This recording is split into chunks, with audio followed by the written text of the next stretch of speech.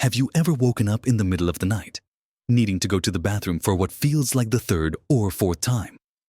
Even after you've already been once or twice, it's a frustrating cycle. Isn't it? You finally drift off, only to be roused by that insistent urge. And before you know it, you're stumbling to the bathroom, perhaps for the third, fourth, or even fifth time before morning. It breaks up your precious sleep, leaving you feeling groggy, tired, and maybe a little irritable the next day. This constant interruption isn't just annoying. It can genuinely impact your energy levels, your mood, and even your overall health. Many folks over 70 find themselves caught in this very pattern, silently enduring those disrupted nights, thinking it's just part of getting older. But what if I told you it doesn't have to be this way? What if there were simple, daily adjustments you could make that could significantly reduce those nighttime trips, allowing you to enjoy long, uninterrupted stretches of restful sleep once again? In this video, we're going to explore 7 practical, gentle daily habits that can truly make a difference, helping you sleep more soundly and wake up feeling refreshed. These aren't drastic changes, but rather mindful shifts in your routine that can yield big results for your nighttime comfort.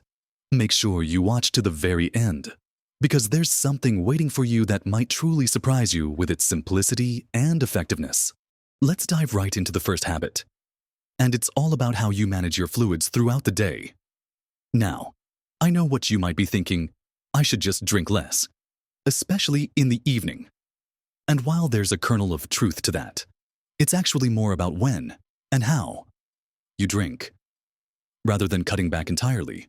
Staying hydrated is vital at any age, especially as we get older, but the timing is key. Think of your body like a reservoir. If you fill it up rapidly right before bed, it's going to need to empty sooner rather than later. So, the first habit is to consciously shift the bulk of your fluid intake to earlier in the day. Aim to drink most of your water, herbal teas, or other healthy beverages between waking up and, say, late afternoon, around 5 or 6 p.m. This gives your kidneys plenty of time to process the fluids and for you to eliminate them naturally before you even think about settling down for the night. Imagine you're enjoying your morning coffee or tea, a glass of water with lunch, and a few more sips throughout the afternoon. That's excellent, but as the evening approaches, it's wise to start tapering off. After dinner, try to limit your fluid intake to just small sips if you truly feel thirsty, or enough to take any necessary medications. Avoid large glasses of water or sugary drinks in the 2 to 3 hours before you plan to go to bed. This doesn't mean you should dehydrate yourself. Far from it. It simply means being more strategic. For instance, if you usually enjoy a big mug of tea while watching the evening news, try switching that to earlier in the afternoon, or opt for just a small cup of water instead. It's a gentle shift, but one that can significantly reduce the volume of fluid your bladder has to manage during the night. Think of it as giving your bladder a quiet evening shift, rather than a busy graveyard one. This simple adjustment often provides noticeable relief and fewer interruptions. Now, flowing seamlessly from how you manage your fluids, our second crucial habit focuses on your evening diet, particularly what you eat and drink that might be irritating your bladder.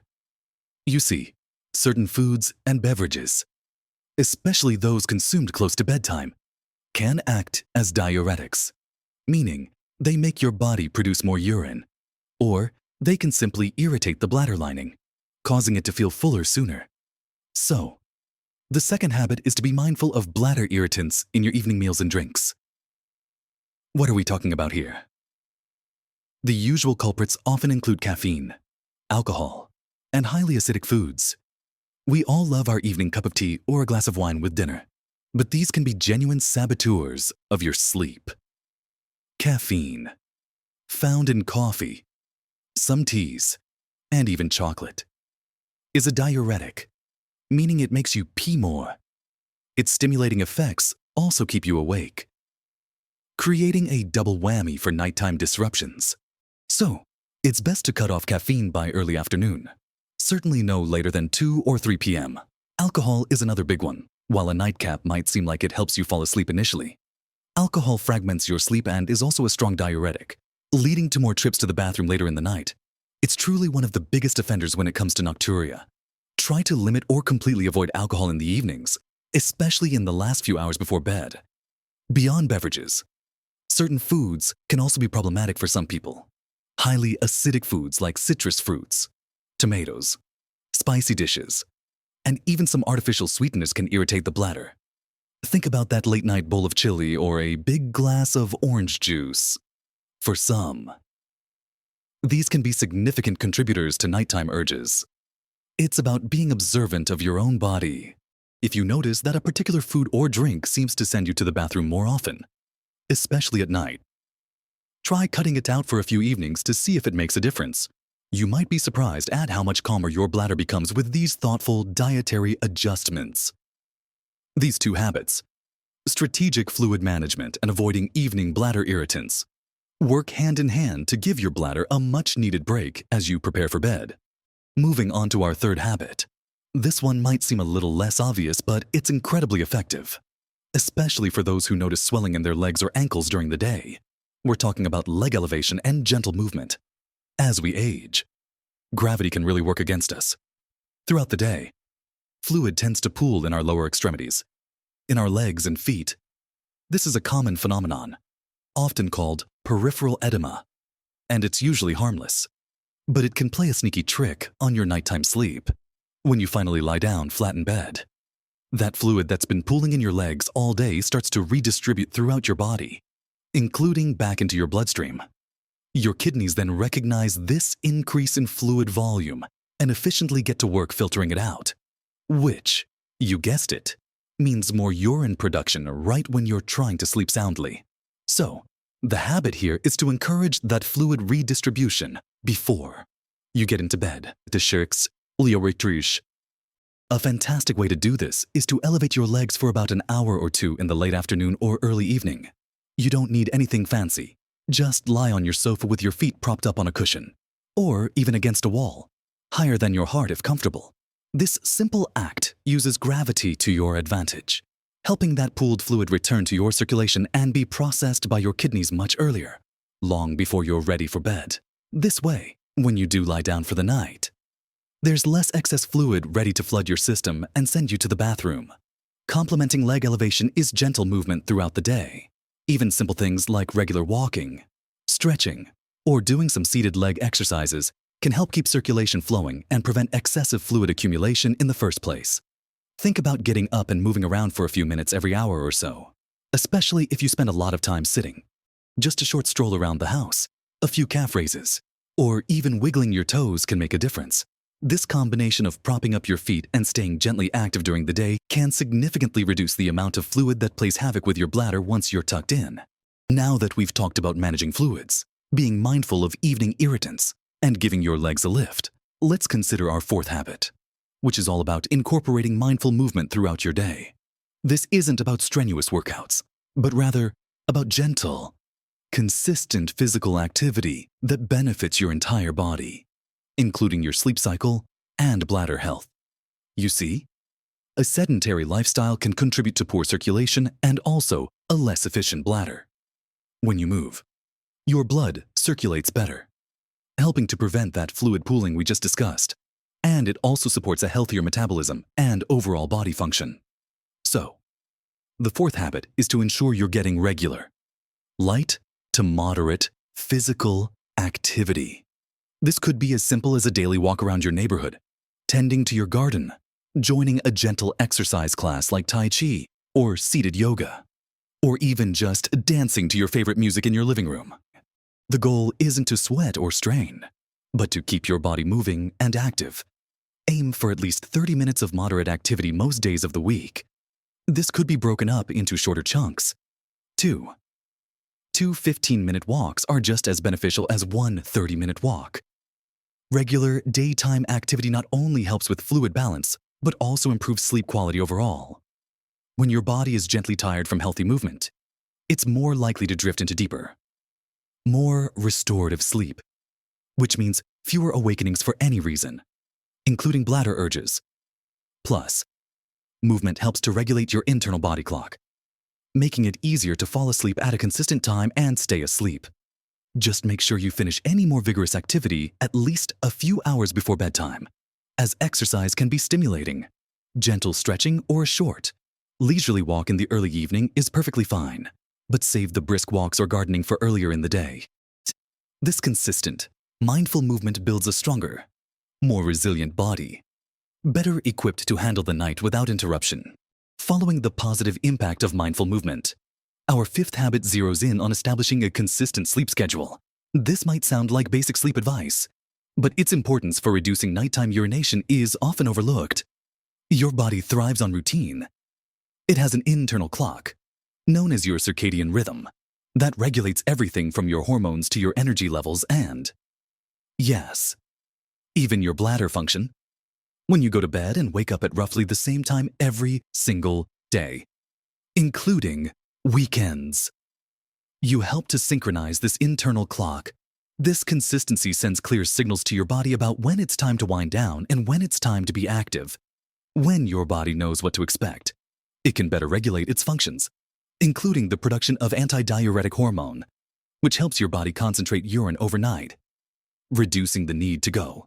If your sleep schedule is erratic, your body's natural rhythms get thrown off, and this hormone might not be produced as effectively, leading to more urine output during the night.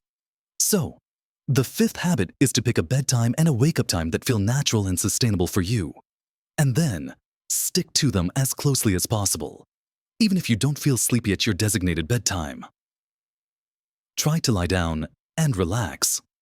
Similarly, try to get out of bed around the same time each morning, even if you've had a restless night. Exposure to natural light shortly after waking helps to reinforce this rhythm. Over time, your body will naturally start to anticipate these times, making it easier to fall asleep and stay asleep, and allowing your bladder to hold more comfortably through the night.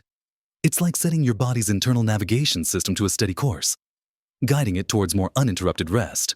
Now, let's talk about our sixth habit, which focuses on creating a restful sleep sanctuary. Think of your bedroom as a haven, a place specifically designed for rest and rejuvenation, not a multi-purpose room. This might seem like a small detail, but the environment you sleep in plays a huge role in the quality of your sleep, and better sleep often translates to fewer bathroom trips. A truly restful environment helps you fall asleep faster and stay asleep more deeply, reducing those light sleep stages where your brain is more likely to notice bladder signals. So, the sixth habit is to optimize your sleep environment. First, think about darkness. Any light, even a sliver from a street lamp or a glowing alarm clock, can disrupt your sleep hormone production. Use blackout curtains or blinds, cover any bright LEDs on electronics, and make sure your room is as dark as possible. Next, consider temperature. Most people sleep best in a cool room, typically between 60 and 67 degrees Fahrenheit, 19 degrees Celsius. If your room is too warm, you might toss and turn, leading to lighter sleep and more awareness of your bladder. Experiment to find what feels right for you, using lightweight blankets if needed. Sound is another big factor. Your brain continues to process sounds even when you're asleep, and sudden noises can wake you up. If you live in a noisy area, consider using earplugs or a white noise machine to mask disruptive sounds. A consistent, low hum can be incredibly soothing. And finally, think about comfort. Is your mattress still supportive? Are your pillows comfortable? Invest in good quality bedding that feels pleasant against your skin. Keep the room tidy and clutter-free, as visual clutter can be surprisingly distracting even in the dark. By transforming your bedroom into a true sleep sanctuary, you create an optimal environment for deep, restorative sleep, which in turn gives your bladder a better chance to hold its own until morning. This isn't just about feeling cozy. It's about giving your body the best possible conditions to achieve the kind of deep sleep that minimizes wake-ups. And finally, our seventh habit, which ties everything together, establishing mind-calming routines before bed. This is arguably one of the most powerful tools in your arsenal against nighttime bathroom trips because it addresses the mental and emotional aspects that often interfere with sleep. Stress, anxiety, and an overactive mind can keep you in a state of alert wakefulness, even if you feel tired. When your mind is racing, your body often stays in a fight or flight mode, which can increase urine production and make you more aware of minor bladder sensations. So, the seventh habit is to create a peaceful, consistent wind-down routine that signals to your body and mind that it's time to transition from the day's activities to restful sleep. Start this routine about an hour or two before your intended bedtime. This isn't the time for exciting TV shows, intense conversations, or scrolling through your phone. Instead, engage in relaxing activities. This could be reading a physical book, not on a backlit device, listening to calming music or a podcast, taking a warm bath or shower, doing some gentle stretching or deep breathing exercises, or even just sitting quietly and reflecting on something positive from your day. The key is to choose activities that you genuinely find calming and that help you detach from the day's worries. For example, a warm bath can help lower your core body temperature slightly after you get out, which is a natural signal for sleep. Deep breathing or meditation can quiet an anxious mind, reducing the cortisol levels that interfere with sleep. You might find that a little journaling, writing down any worries or to-do list for the next day, helps to clear your mind so those thoughts don't intrude when you're trying to drift off. This routine becomes a ritual, a gentle pathway that guides your body and mind into a state of readiness for deep, uninterrupted sleep. When your mind is calm and peaceful, your body is more likely to follow suit, allowing your bladder to work efficiently without sending those urgent signals that break your sleep. Remember, sleep isn't just about the absence of wakefulness. It's about achieving truly restorative rest. And a peaceful mind is a vital component of that. We've covered a lot of ground today, looking at 7 gentle yet incredibly effective daily habits that can truly transform your nights and help you sleep better, especially if you're finding yourself needing to pee more than twice after 70. We started by understanding the power of strategic fluid management, focusing on drinking most of your liquids earlier in the day to give your bladder a head start. Then, we moved into being mindful of evening bladder irritants, like that late-night coffee or glass of wine, which can silently sabotage your sleep. We then explored the often overlooked benefits of leg elevation and gentle movement throughout the day, helping to prevent fluid from pooling and redistributing it before you lie down for the night. Next, we talked about the foundational importance of mindful daytime movement, reminding ourselves that even light activity can significantly improve circulation and overall sleep quality. From there, we dove into the magic of maintaining a consistent sleep schedule, helping to regulate your body's natural rhythms and optimize hormone production for deeper sleep. We also discussed transforming your bedroom into a true sleep sanctuary, creating a dark, cool, and quiet space that invites deep rest.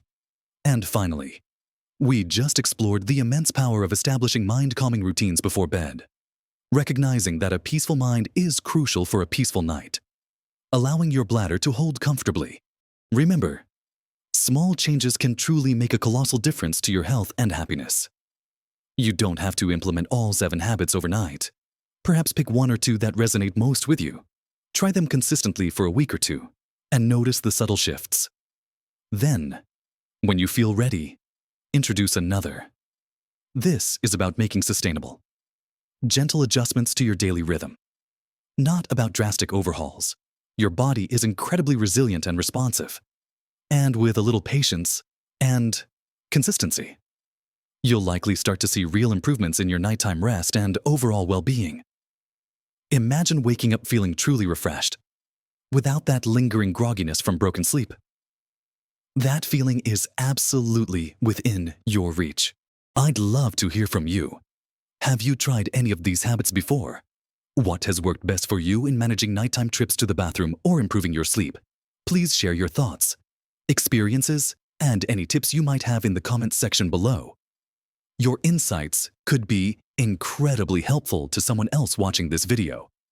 And if you found this video helpful, please give it a thumbs up and consider subscribing to my channel.